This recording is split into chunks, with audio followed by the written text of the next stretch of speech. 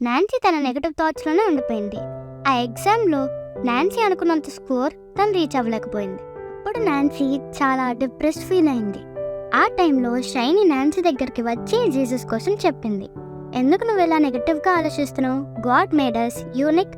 మన పేరెంట్స్ మనల్ని చూడకముందే ఆయన మనల్ని చూశారు. మన లైఫ్ని ఆయన ప్లాన్ చేశారు. So pray that his plans fulfil in our lives. So విన్నారు కదా మన Nancy and Shiny story. Hey ఆగండి, అప్పుడే అవ్వలేదు. మన దగ్గర ఉన్న కంప్యూటర్స్లో వైరస్ వస్తే అది క్లీన్ చేసుకుంటాం కదా. సో ఆ కంప్యూటర్స్లో సాఫ్ట్వేర్ని క్లీన్ చేస్తాం కానీ హార్డ్వేర్ని కాదు.